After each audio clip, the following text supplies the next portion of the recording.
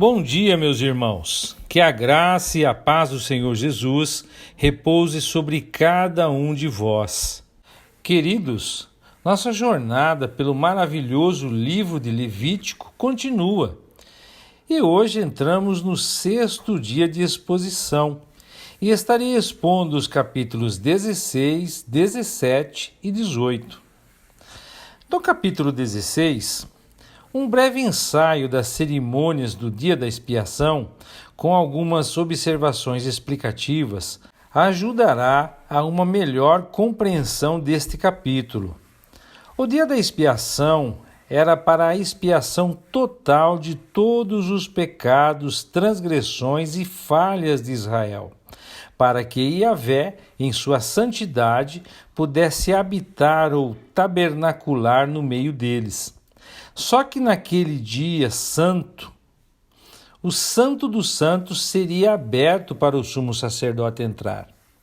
Tudo relacionado com este dia é a sombra das coisas reais que viriam, e que no Novo Testamento temos a bendita substância, que se cumpriu na pessoa do Senhor Jesus, que tabernaculou entre nós.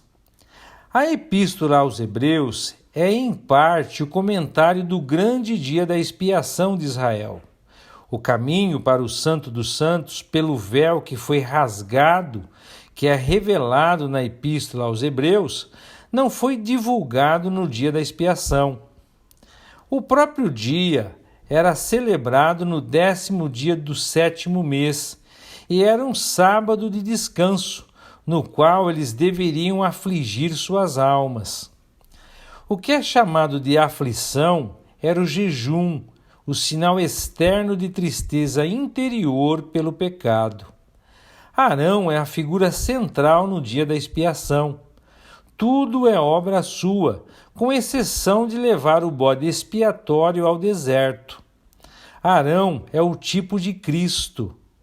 E Arão teve que entrar no Santo dos Santos com o sangue do sacrifício, mas Cristo entrou pelo seu próprio sangue.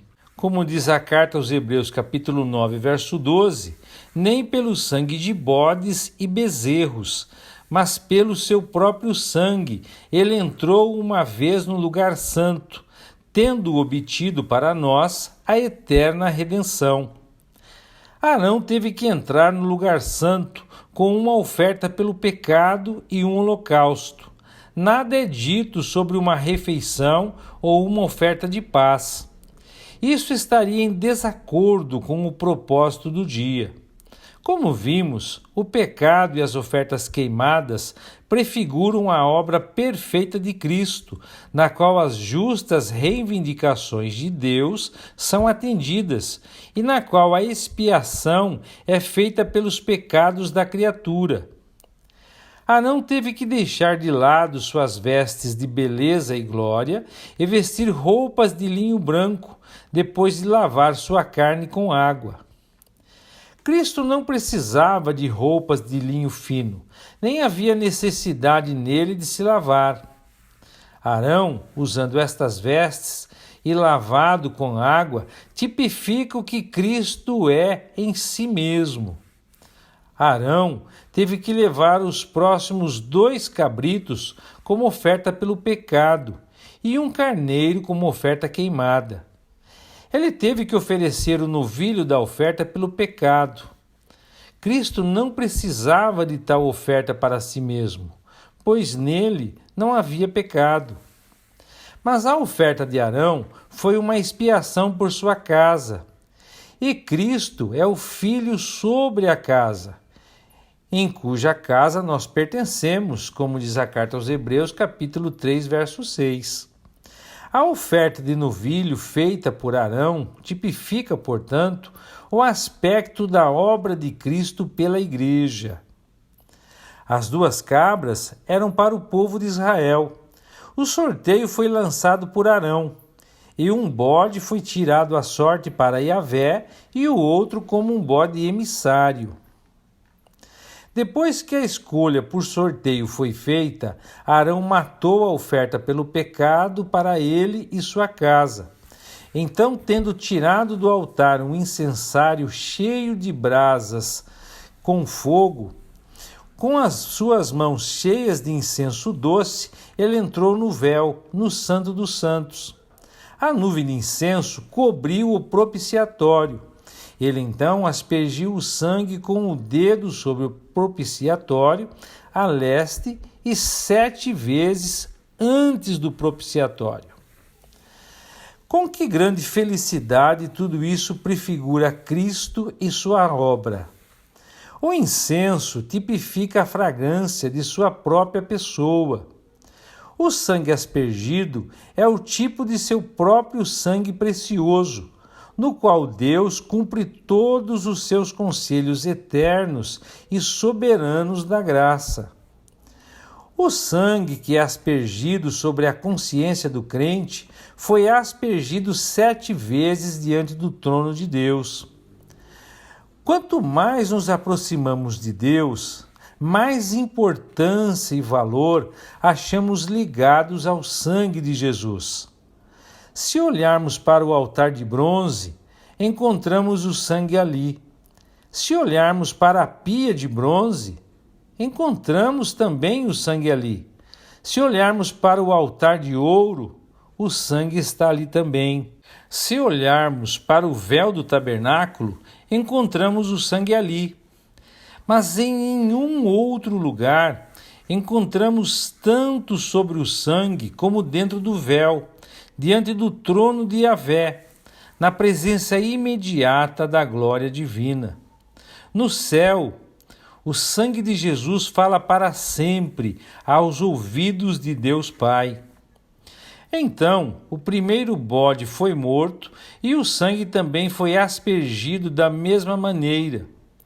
E ele fará expiação pelo lugar santo, por causa da impureza dos filhos de Israel e por causa de suas transgressões, em todos os seus pecados. E o mesmo fará para a sua tenda da congregação, que permanecer entre eles, no meio da sua imundície. Como diz o verso 16 aqui do capítulo 16. E quase todas as coisas são pela lei purificadas com sangue, e sem derramamento de sangue não há remissão de pecados. Portanto, era necessário que os padrões das coisas nos céus fossem purificados com eles, mas as próprias coisas celestiais com sacrifícios melhores do que esses, como diz o escritor aos Hebreus no capítulo 9, verso 22. Cristo trouxe o único grande sacrifício na cruz e então entrou no próprio céu. Tendo feito por si mesmo a purificação dos pecados, ele sentou-se à direita da majestade nas alturas. O próprio Cristo, no Santo dos Santos, é o propiciatório aspergido com sangue.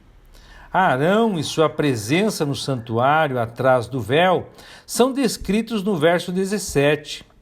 Ninguém haverá na tenda da revelação quando entrar para fazer expiação no lugar santo, até que saia e tenha feito uma expiação por si mesmo, pela sua casa e por toda a congregação de Israel. Vemos novamente a diferença que é enfatizada na expiação por Arão e sua casa e na expiação por toda a congregação de Israel. Isso é um prenúncio da expiação feita pelo único sacrifício de Cristo pela Igreja e por Israel. Israel, entretanto, ainda não possui as bênçãos e os frutos desta expiação por causa de sua descrença. Veremos em breve como este grande dia de expiação prenuncia o perdão de seus pecados no futuro. E nós que cremos e constituímos a sua igreja, temos ousadia de entrar no Santo dos Santos pelo sangue de Jesus, por um caminho novo e vivo que ele nos consagrou pelo véu, ou seja, pela sua carne. Esta era inteira é o dia da expiação e terminará quando ele, o Senhor Jesus, voltar. Quando o trabalho foi concluído por Arão e ele saiu novamente, o bode vivo foi trazido. Arão então colocou as mãos sobre ele e confessou sobre ele todas as iniquidades dos filhos de Israel, todas as suas transgressões e todos os seus pecados. Tudo isso foi colocado simbolicamente na cabeça do bode, e um homem apto mandou o bode para o deserto. E o bode levará sobre si todas as suas iniquidades para uma terra não habitada, e ele soltará o bode no deserto. Expositores judeus e cristãos declaram que Azazel é Satanás e tentam explicar por que o bode foi enviado a ele. No sacrifício deste dia, consequentemente, o sacrifício de Cristo é sombreado e tipificado mais claramente do que em qualquer outro. Mesmo quando lemos Hebreus 9:12, por seu próprio sangue entrou uma vez no lugar santo, tendo obtido redenção eterna para nós. Não há necessidade de todas estas especulações. Azazel não é de forma alguma um ser mau ou Satanás. A palavra hebraica significa despedir, partir, e está traduzido na Septuaginta, a versão grega do Antigo Testamento, com o significado de deixá-lo ir para a demissão. Ambos os bodes são oferta para o pecado. O primeiro bode representa Cristo morrendo pelos pecados de seu povo. O segundo bode carregando ou levando para longe os pecados que foram expiados pelo sangue do primeiro bode e representa o efeito bendito da obra de Cristo, que os pecados de seu povo estão para sempre fora de vista, distantes, longes. É uma harmonia abençoada com os dois pássaros usados em conexão com a purificação do leproso. Outra lição maravilhosa é que antes que as transgressões de Israel pudessem ser confessadas sobre o bode expiatório e antes que o bode pudesse ser mandado embora com seu fardo para nunca mais voltar, o sumo sacerdote tinha que sair do Santo dos Santos. Enquanto ele permanecesse sozinho lá dentro, o bode emissário não poderia levar os pecados do povo. Quando o Senhor aparecer pela segunda vez, quando ele sair da glória do céu como rei sacerdote, então o efeito bendito de sua morte para aquela nação será realizado e seus pecados e transgressões serão eliminados para sempre. Então seus pecados serão lançados nas profundezas do mar, como diz Miqueias capítulo 7, verso 19. E não serão mais lembrados, diz Isaías no capítulo 43, verso 25, que este é o verdadeiro significado do bode expiatório, levando os pecados do povo para o deserto e, portanto, para sempre fora de vista. Israel, portanto, está inconscientemente esperando pelo retorno de Cristo, como seus antepassados esperaram do lado de fora, até que Arão voltou para colocar seus pecados no bode expiatório. Das muitas outras coisas interessantes para uma breve explicação, mencionamos apenas o relacionado com este grande dia, em hebraico, sábado de descanso. Nenhum trabalho deveria ser feito naquele grande dia. A obra estava totalmente do lado de Deus. O homem não deveria tentar suplementar essa obra. Mas quando o grande dia nacional de expiação e arrependimento de Israel vier, quando eles olharem para aquele a quem transpassaram e o grande luto e aflição da alma ocorrer, o glorioso sábado se seguirá. O descanso e a glória virão finalmente para eles como seu povo redimido, enquanto a glória do Senhor cobrirá a terra e toda a terra terá descanso. No capítulo 17, nós vemos que é um capítulo que é apêndice do capítulo 16, embora não trate da oferta pelo pecado. Em vez disso, o Senhor agora insiste fortemente que qualquer israelita que matasse um boi, um cordeiro ou uma cabra deveria levá-lo à porta da tenda do encontro para apresentá-lo como uma oferta ao Senhor. O verso 5 acrescenta que eles deveriam ser oferecidos como ofertas pacíficas ao Senhor.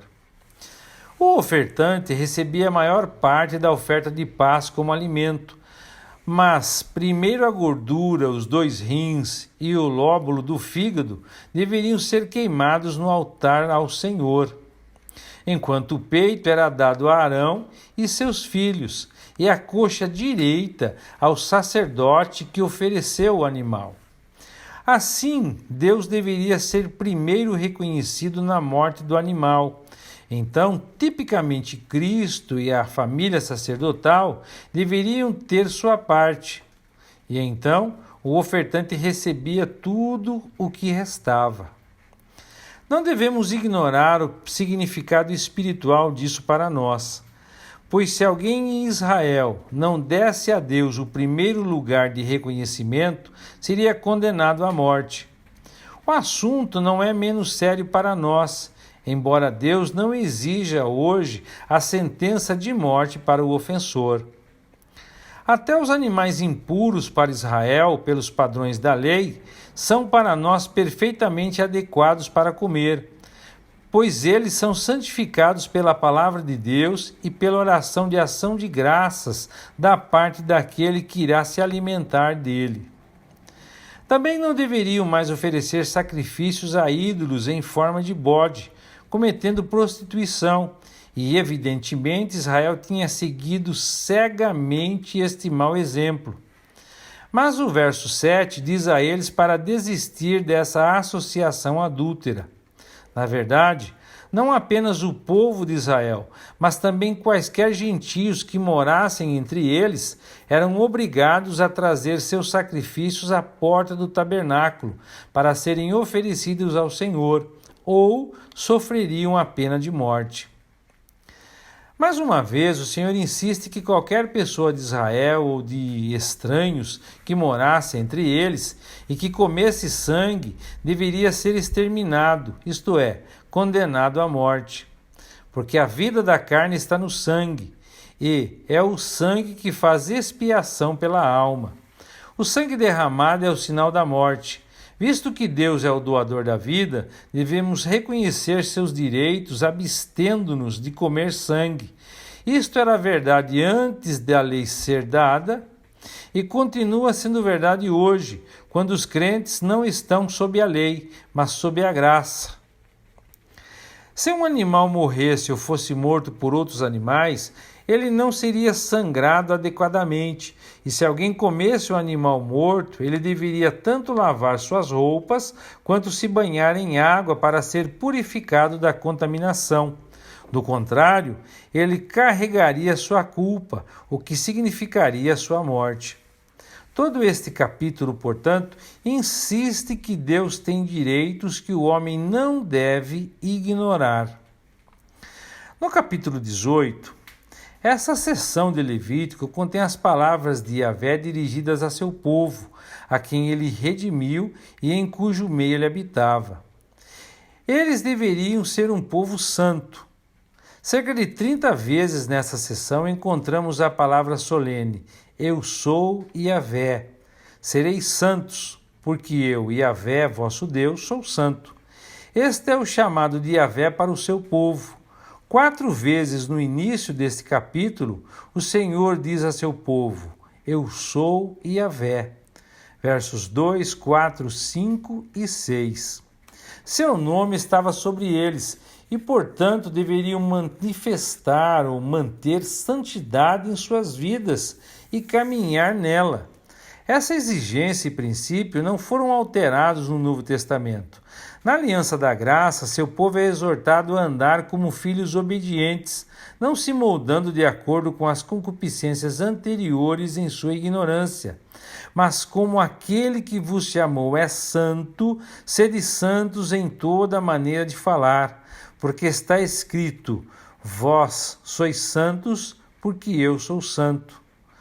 Isso é a primeira carta de Pedro, capítulo 1, verso 14. Trazidos pelo sangue, conhecendo o relacionamento abençoado ao qual a graça de Deus nos trouxe, nosso dever solene é apresentar nossos corpos em sacrifício vivo, santo e aceitável ou agradável a Deus.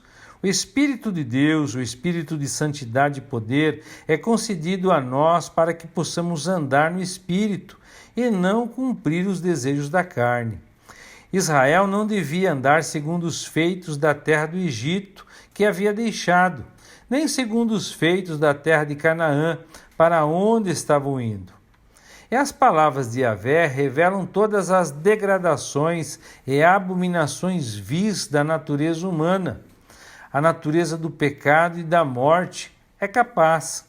Ele esquadrinha os corações, e só Yahvé pode sondar as profundezas do coração desesperadamente perverso do homem. Os relacionamentos incestuosos contra os quais o Senhor adverte eram comumente praticados entre os gentios. Essas coisas impuras e profanas ainda são comuns no mundo, não apenas entre os pagãos, mas também no chamado mundo civilizado. A negligência das leis do casamento, divórcio e outros males na mesma linha são a maldição de nossa época. A poligamia é proibida no verso 18. Tudo o que poderia destruir a santidade da família e trazer abusos é solenemente advertido e proibido. A adoração a Moloque é proibida, pois o ritual mais notório da adoração desse deus era o sacrifício de crianças, que eram queimadas no fogo para agradar a esse deus. Em Israel, a adoração a Moloque ocorreu nos lugares altos, como narrado no primeiro livro de Reis, capítulo 12, verso 31, bem como na ravina estreita fora de Jerusalém, chamada de Vale de Inom, como narrado no segundo livro de Reis, capítulo 23, verso 10. A terrível adoração de Moloque é descrita nessas passagens. Os crimes mais antinaturais e as coisas vis mencionadas nos versos 22 e 23 estavam relacionados com as idolatrias das nações que cercavam Israel. Essas coisas eram praticadas no Egito e em Canaã. Em Romanos 1, verso 18, nós temos a história inspirada da degradação do mundo gentio. Idolatria e degradação moral sempre andam juntas. A terrível estrada da apostasia na cristandade não é exceção. A rejeição da revelação de Deus leva à idolatria, não necessariamente ídolos de madeira e pedra, e também levam à decadência moral. Prevê-se que os dias de Ló, a mais grosseira licenciosidade de Sodoma, precederão a vinda do Filho do Homem, ou seja, do Senhor Jesus, como narrado no Evangelho de Lucas, capítulo 17, verso 26. Uma advertência solene conclui este capítulo. Os habitantes de Canaã deviam ser expulsos por causa de sua degradação e luxúria. E Yahvé não pouparia seu povo se praticassem essas coisas. Por fim, eles cometeram toda essa maldade. Israel foi expulso da terra, como diz o texto, vomitado por ela. E como o andarilho sem teto, deu o testemunho do cumprimento desta solene advertência. É assim, amados, nós concluímos a exposição de hoje. Mas, considerando o que nós lemos, que privilégio extraordinário nós temos hoje em Cristo Jesus. O sumo sacerdote só podia entrar na presença de Deus, no Santo dos Santos, uma vez por ano, e ainda temeroso, porque se alguma coisa não estivesse correta, ele morreria. O cuidado era tanto que em suas vestes carregava pequenos sinos que faziam seu barulho característico, indicando movimento, e, consequentemente, que estava tudo bem com o sumo sacerdote, e principalmente indicando que ele estava vivo. Mas a nós, cristãos, o escritor aos Hebreus nos exorta a entrar com ousadia no Santo dos Santos, através do sangue de Jesus. A santa presença de Deus. Que sua gloriosa presença seja o lugar mais desejado e de maior prazer de nossas vidas. Que o Eterno os abençoe e até amanhã, se Deus quiser.